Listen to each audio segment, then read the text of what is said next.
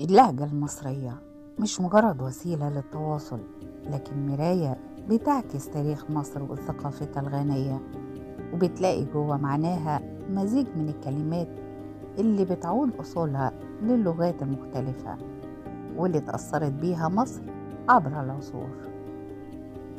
نيجي نشوف جمل شائعة عند المصريين زي على البركة، معناها التوكل على الله، وده تعبير بيعكس الروح، الطابع الروحاني عند المصريين. عيش وملح، يستخدم للإشارة لوجود مودة أو صداقة قوية بين الشخصين. يعمل من الحبة قبة، معناها المبالغة في الأمور الصغيرة. زي الفل، دي بتعبر عن الأمور إنها كويسة جدا. جملة ملوش لازمة، معناها غير ضروري. جملة على قد الحال، معناها إن الواحد يعيش بإمكانيات بسيطة. أنت تمام، معناها أنت بخير، أخبارك إيه؟ جملة ده كلام فاضي، دي طريقة مصرية للتعبير عن رفض فكرة معينة أو اعتبارها مش منطقية، أو بمعنى آخر إن الكلام ده ملوش قيمة. مالك واخد جنب ليه؟ ده بيتقال للشخص اللي زعلان أو منطوي بعيد عن الناس، ومعناها إيه اللي مضايقك وخلاك لوحدك. في جملة دايما بنرددها باستمرار، خلي بالك من نفسك، رغم إنها جملة مفهومة لغويا، لكن بتعبر عن اللهجة المصرية، كناية عن الاهتمام بالشخص وحبه. وده بيتقال كتير لما بنودع شخص أو ننصحه. انت عامل دوشة ليه؟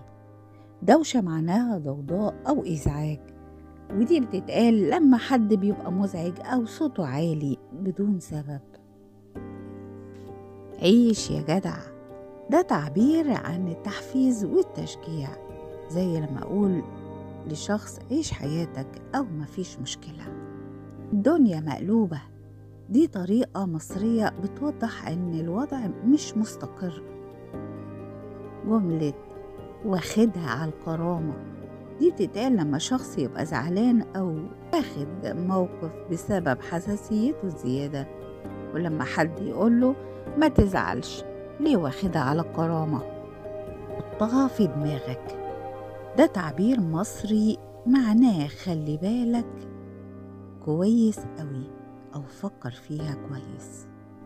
جملة خد الشر وراح، عبارة عن جملة بتتقال لما بيحصل حاجة مش كويسة وبتعدي من غير أذى، زي لما الشخص يعمل حادثة بسيطة ويقولوا الحمد لله خد الشر وراح. ده شغل عيال، تعبير معناه إن التصرف اللي حصل ده طفولي ومش ناضج، وبيتقال كتير لما حد يعمل حاجة سخيفة جدا.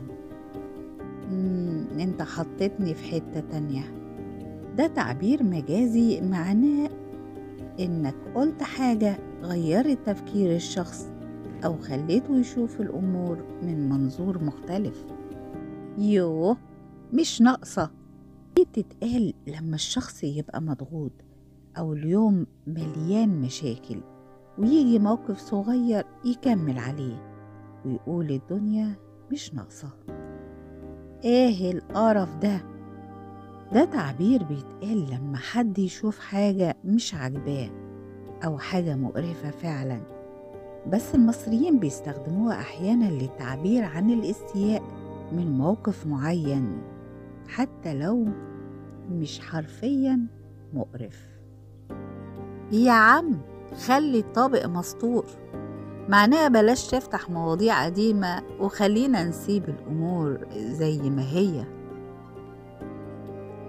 يوه ده عامل من بنها، ده تعبير مصري أصيل بيتقال عن شخص بيعمل نفسه مش واخد باله أو مش فاهم حاجة. إيه العظمة دي؟ بتتقال دايما للإشادة بشخص أو حاجة عملها، معناها إن الحاجة دي جميلة جدا.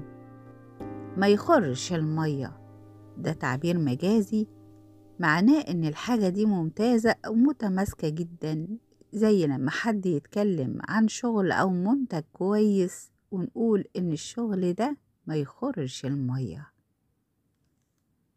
يا عم فكك، دي بتتقال دايما لما حد يبقى مركز، يعني بلاش تشغل بالك، ده عايش في الدور. عايش في الدور ده بيتقال لما حد يتصرف كأنه بطل فيلم أو واخد الموضوع أكتر من حجمه، بمعنى إنه بيتصرف كأنه حاجة كبيرة جدا حصلت. قلبه أبيض، تعبير عن شخص طيب ونقي حتى لو كان عصبي أو بيغلط. مطرح ما ترسى دقلها، معناها خد الأمور زي ما تيجي أو اتصرف على حسب الظروف، وبتتقال لما حد يسيب الأمور للصدفة. ضرب كرسي في القلوب، ده تعبير عن حد بوظ حاجة أو دخل في نقاش وخلى الدنيا تولع. واقف على الحيطة وبيتفرج، ده بيتقال عن حد دايما بيتفرج ومش بيشارك. عمل من البحر طحينة، ده تعبير عن شخص عمل حاجة مستحيل أو حقق حاجة كبيرة جدا كان من الصعب تحقيقها. يا خبر أبيض، ده تعبير عن المفاجأة سواء إن كانت إيجابية أو سلبية، زي معقول؟ إزاي كده؟ ده كلام يا جدع. دي بتتقال لما حد يقول حاجة غريبة أو مش منطقية ومعناها أنت بتهزر. هوبا، ده تعبير بيتقال لما حاجة تحصل فجأة، سواء إن كانت مفاجأة حلوة أو صدمة. المصريين عندهم قدرة على تحويل المواقف اليومية لتعبيرات خفيفة، بيكون دمهم خفيف وبتعكس طريقتهم الفريدة في الحياة. اللهجة المصرية يا جماعة دي مش مجرد كلمات، لكن هي وعاء شايل روح المصريين وتاريخهم وثقافتهم، مع كل كلمة وجملة ومنلاقي معاها وراها قصة أو تأثير تاريخي بيربط بين الماضي والحاضر. شاركنا في التعليقات وقول لنا يلا كلمات انت تعرفها في اللهجة المصرية وأصولها ايه. نشكركم وإلى اللقاء، ولا تنسوا الاشتراك في القناة حتى يصلكم كل جديد.